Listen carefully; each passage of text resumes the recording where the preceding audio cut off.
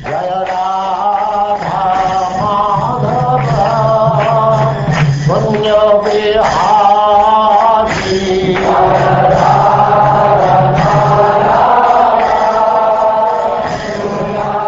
And now chapter 16. The two doorkeepers of Vaikuntha, Jai and Vijay, cursed by the sages.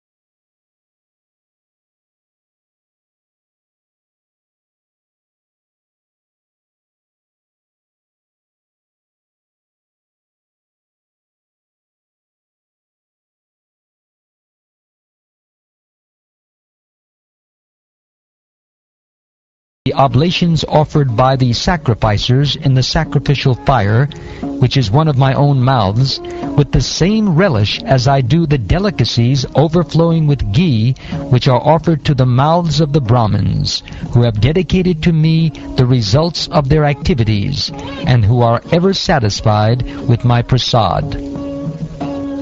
I am the master of my unobstructed internal energy, and the water of the Ganges is the remnant left after my feet are washed.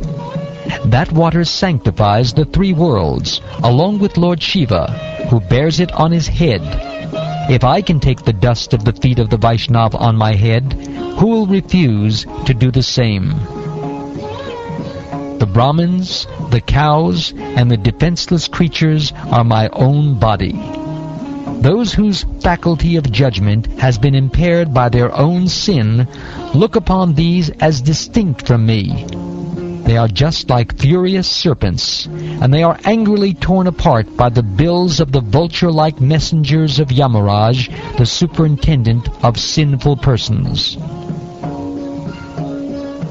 On the other hand, they captivate my heart, who are gladdened in heart, and who, their lotus faces enlightened by the nectarine smiles, respect the Brahmins, even though the Brahmins utter harsh words.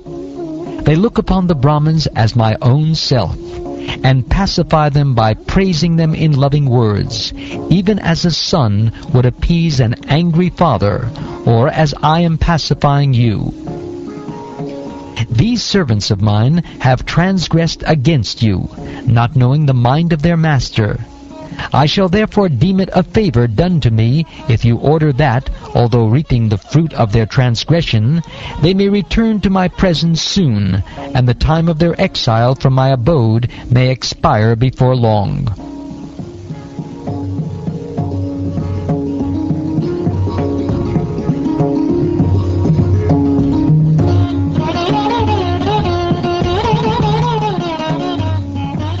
Brahma continued, even though the sages had been bitten by the serpent of anger, their souls were not satiated with hearing the Lord's lovely and illuminating speech, which was like a series of Vedic hymns.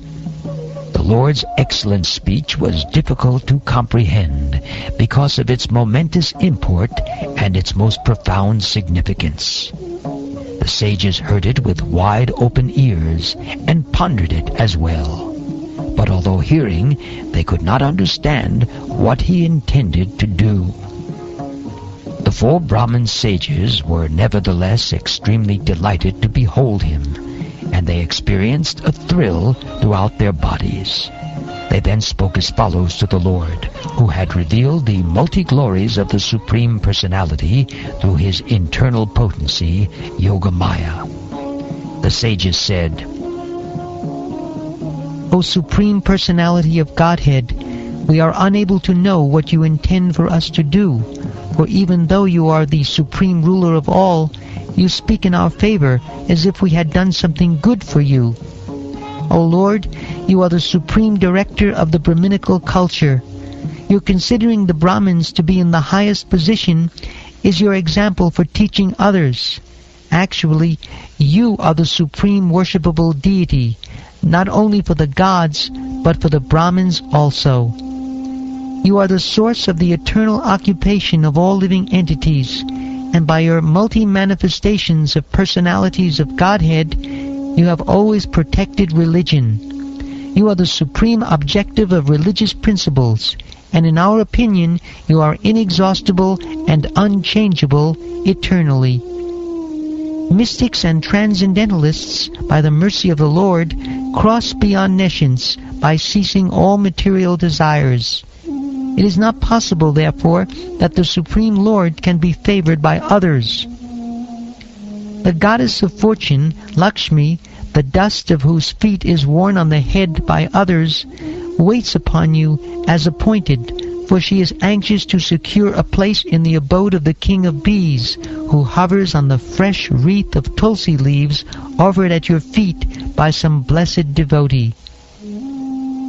O Lord, you are exceedingly attached to the activities of your pure devotees, yet you are never attached to the goddesses of fortune who constantly engage in your transcendental loving service.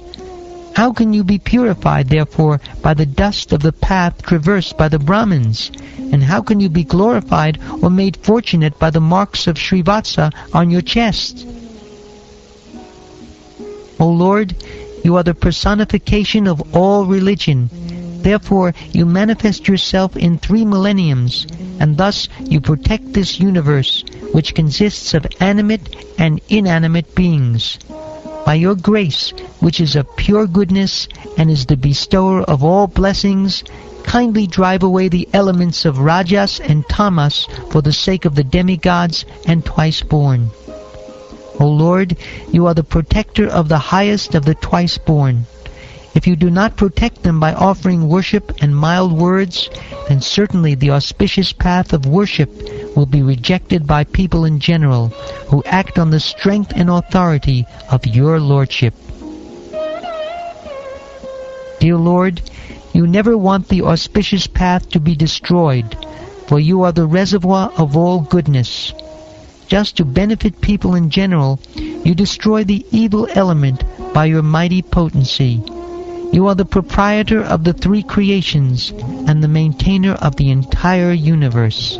Therefore, your potency is not reduced by your submissive behavior. Rather, by submission, you exhibit your transcendental pastimes. O Lord, whatever punishment you wish to award to these 2 innocent persons, or also to us, we shall accept without duplicity. We understand that we have cursed 2 faultless persons. The Lord replied, O Brahmins, know that the punishment you inflicted on them was originally ordained by me, and therefore they will fall to a birth in a demoniac family. But they will be firmly united with me in thought through mental concentration intensified by anger, and they will return to my presence shortly.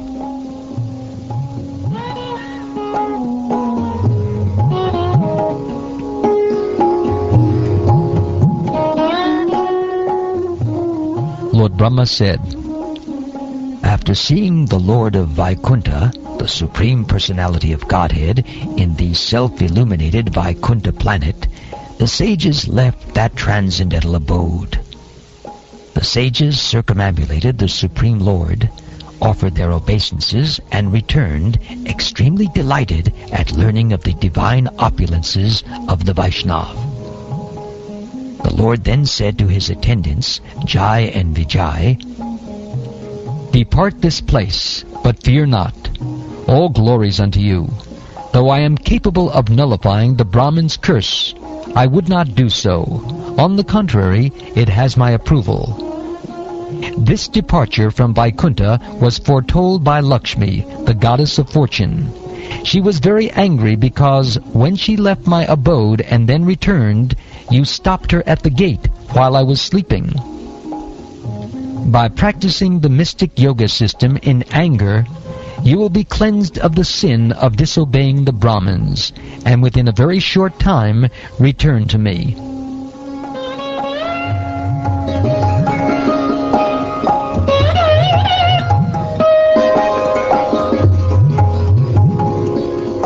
After thus speaking at the door of Vaikuntha, the Lord returned to his abode, where there are many celestial airplanes and all-surpassing wealth and splendor.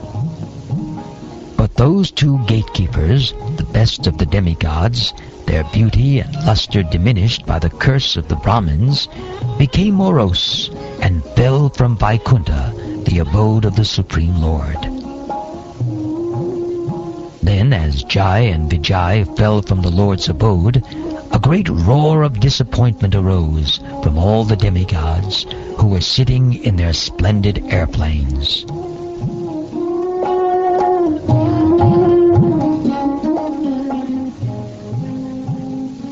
Those two principal doorkeepers of the personality of Godhead have now entered the womb of Diti, the powerful semen of Kashyapa Muni, having covered them. It is the prowess of these twin asuras, or demons, that has disturbed you, for it has minimized your power. There is no remedy within my power, however, for it is the Lord himself who desires to do all this. My dear sons, the Lord is the controller of the three modes of nature, and is responsible for the creation, preservation, and dissolution of the universe. His wonderful creative power, Yogamaya, cannot be easily understood even by the masters of yoga. That most ancient person, the personality of Godhead, will alone come to our rescue.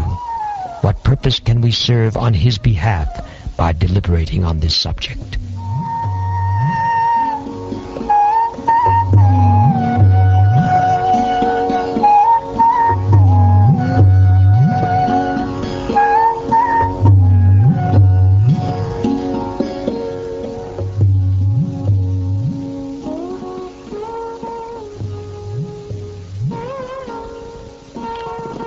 Thus ends the 16th chapter of the 3rd canto of the Srimad Bhagavatam, entitled The Two Doorkeepers of Vaikuntha, Jai and Vijay, Cursed by the Sages.